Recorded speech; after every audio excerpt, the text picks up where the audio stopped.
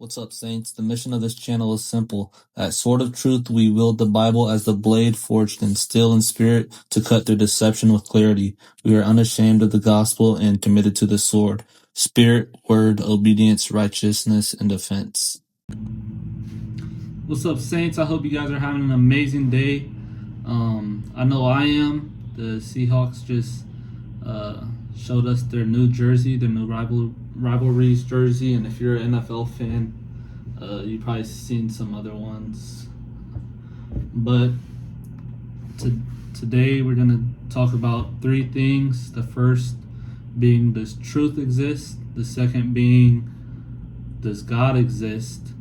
And the third being, did Jesus exist? And I think those things are gonna build a pretty good foundation for my channel, so that's what I wanted to start with. So, first question, does truth exist? Yes, truth exists. And so, how do I know that truth exists? Well, logically, to say that truth doesn't exist, that would have to be a truth. And so even the statement saying truth doesn't exist contradicts itself. That's the law of contradiction. And in truth, there can't be any contradiction. And my next point would be absolute truth versus, does absolute truth exist? And absolute truth versus subjective truth. Like, can one thing be true for you and one thing be true for me? And so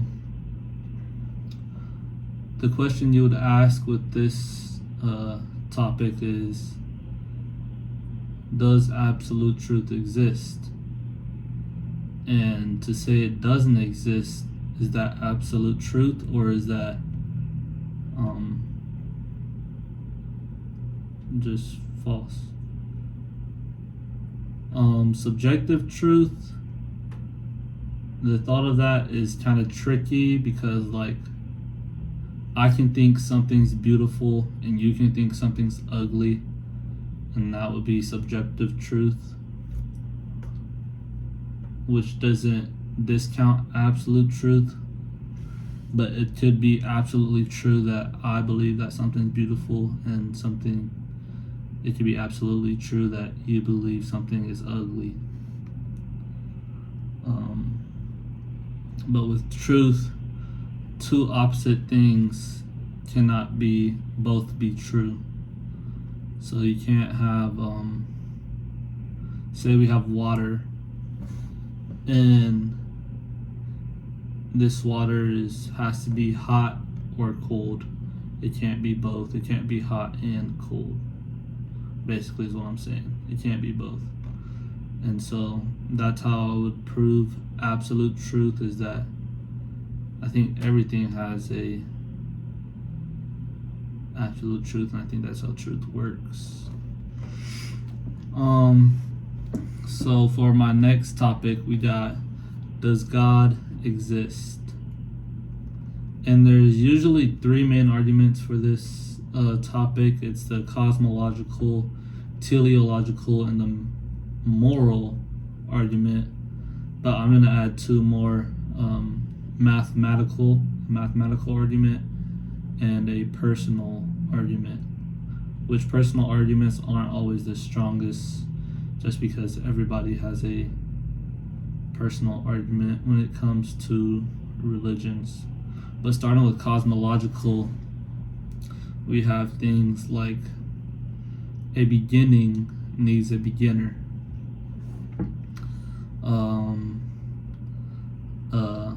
Object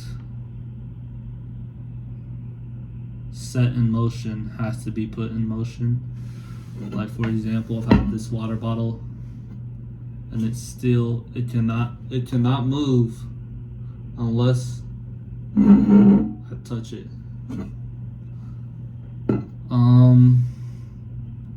So basically that's the, like, cosmological argument. I know there's more and I'm just losing my thoughts. But the teleological argument would be that this universe is way too complex.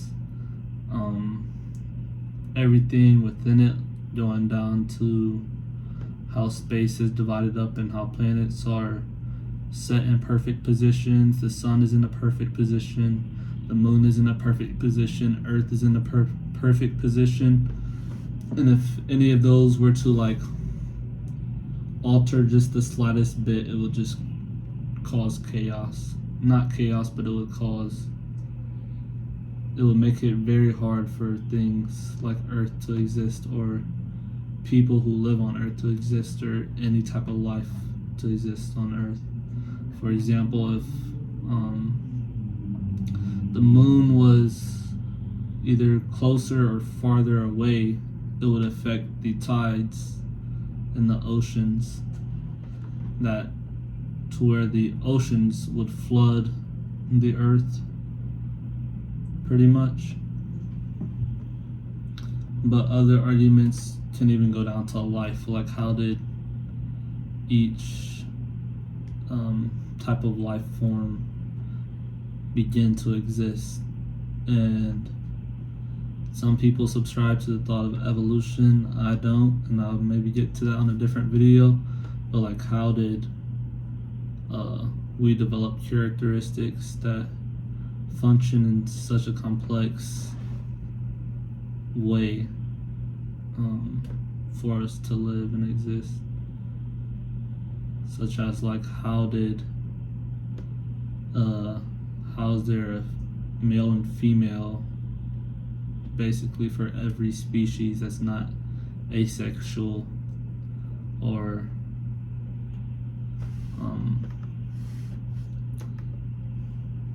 just those type of things point to there being the need for there to be a intelligent creator. The other argument would be, say I'm drawing something, right? And then I show you my design or whatever it is. This design needs a designer. So the design of the world needs a designer, and how complex our world and our universe is shows that we have a super intelligent designer, or almost perfect. I believe he's perfect, a perfect designer. The next argument is mathematical. A lot of stuff on my channel, I'm gonna try to make it as easy for you guys to understand, because I don't want you guys to be lost, and it helps myself understand it when I reduce it to simpler terms. My bad, Central's down there playing football. But mathematically, we all know that 0 cannot equal 1. So how do we, in like the thought of an atheist, how do we get something coming from nothing? The thought of God is that he's the something that everything comes from. That's the mathematical view or argument. And there's more arguments for math that come down to like physics and different types of scientific laws. The next argument is morality.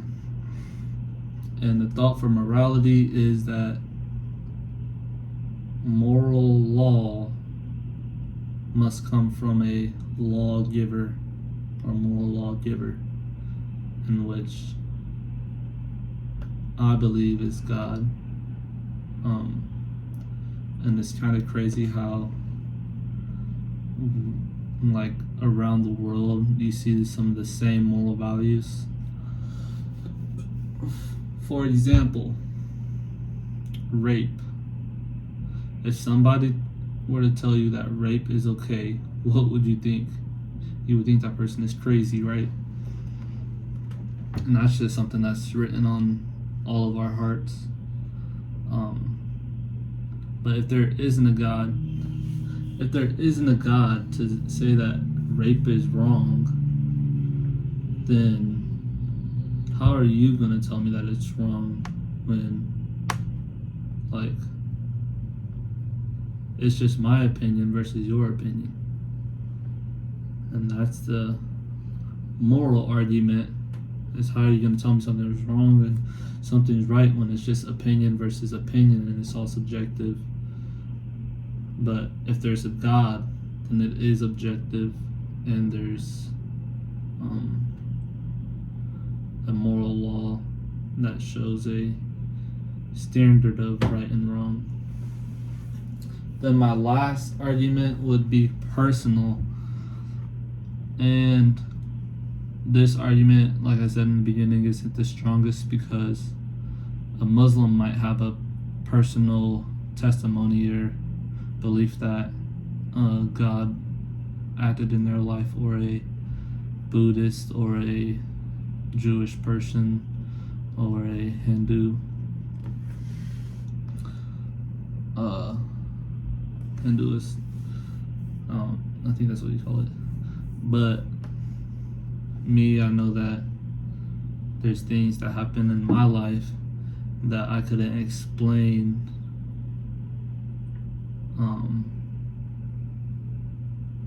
without using God. There's prayers that I've gone through that I believe God has answered, and transformation that I've seen that I could only believe that that's a God thing, something unnatural, supernatural. But moving on to our next topic, we got, does Jesus exist?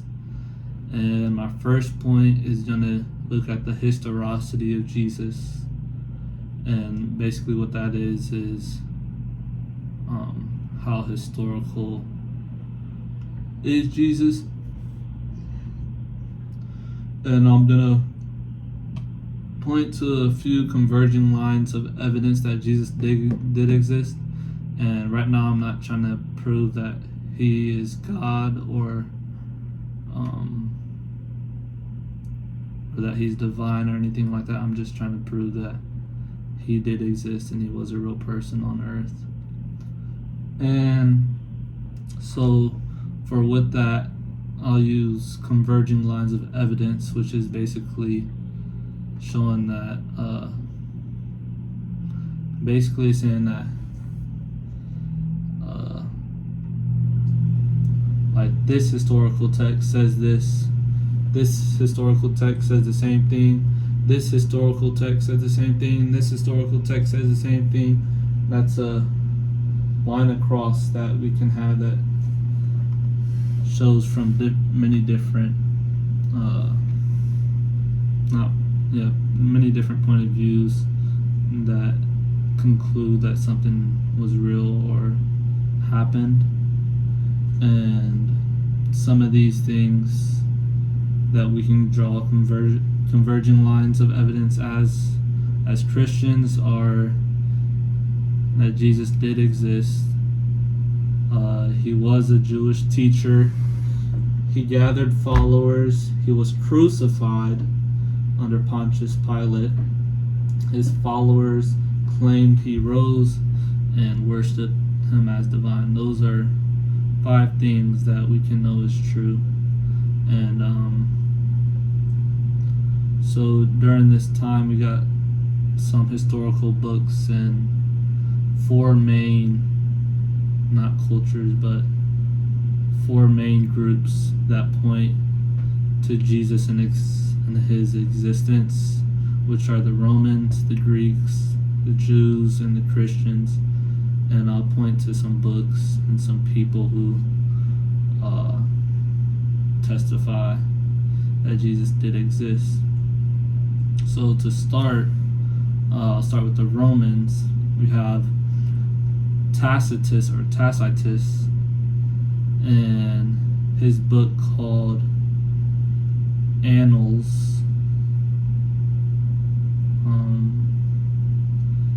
He explains that Jesus was killed by Pontius Pilate, and that's in Tacitus Annals, chapter 44, book 15. Pliny the Younger was also a Roman, and he writes to the Emperor Trajan, describing the persecution of Christians and as the governor in Turkey, and referring to Christ's existence many times in that book or letter. That's book 10, letter 96. Moving on to the Greeks, we got Lucian of Samosata. The passing of the Peregrinus, 2nd century AD, and 11 through 13. In this book, or letter, whatever it is,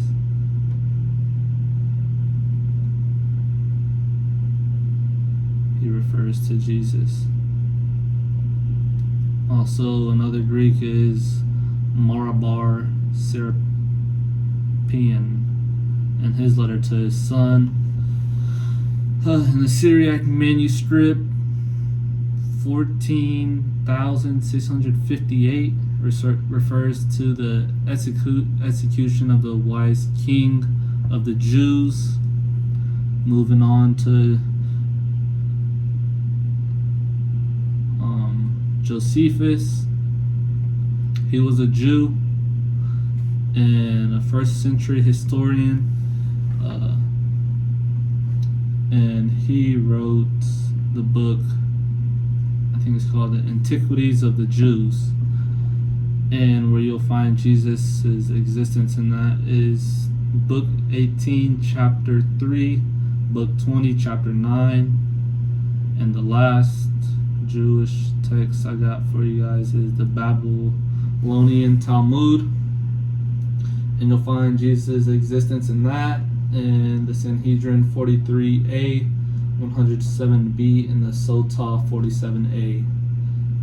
You'll find statements that either state that Jesus existed or that Jesus implies that he did. And lastly, we have the Christian New Testament that obviously point to Jesus, but most people who don't believe in God aren't going to go to Christians for any questions about Jesus. They're going to want to go to outside sources. But yeah, the first three groups were not Christians, and they testify that Jesus did exist, and some people today that are relatively relevant for atheists that believe that Jesus existed is Bart Ehrman. He has a book that says that the historical evidence for Jesus is too much for us to deny his existence. And Alex O'Connor also agrees that there's a historical Jesus. And Richard Dawkins, another famous atheist, who says that the historical evidence for Jesus' existence is too strong. My last point for this, did Jesus exist argument or topic would be the martyrs. And there's a book by Suetonius called Lives of the Caesars, and Life of Nero 16.2 it talks about the martyrs of Jesus. And so, like, just logically, if you're living around the time that Jesus died or Jesus lived, you know, like, who he is, or like you wouldn't die for something that's false. Basically, is what this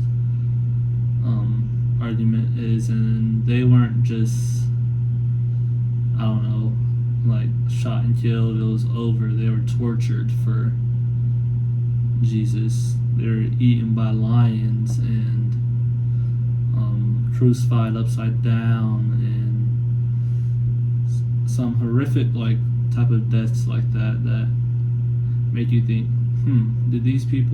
were these people just dumb and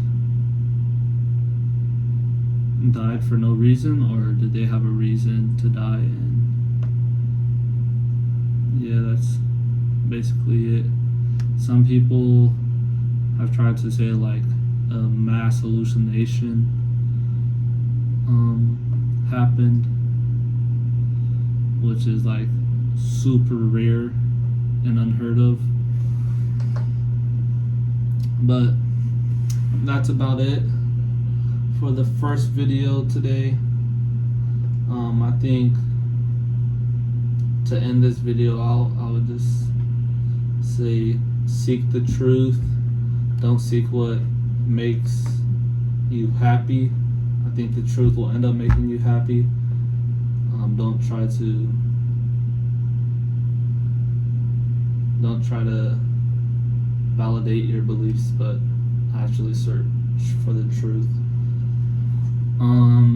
And, like, my other question would be, like, what would your arguments be to prove, like, Jesus didn't exist or God didn't exist? Like, how would you say the beginning doesn't need a beginner, or a design doesn't need a designer, or something coming from nothing?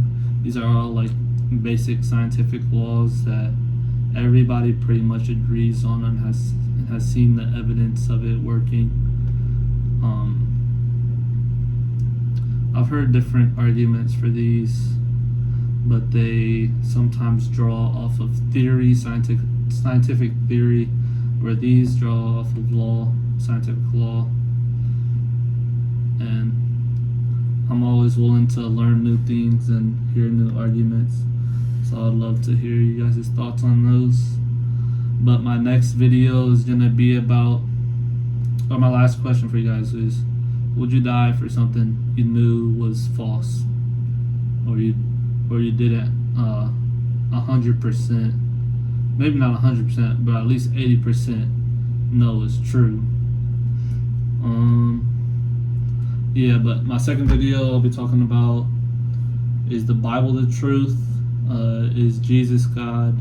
What is the Trinity? And why those questions matter. But I hope you guys have a good day, and that's the end. See ya.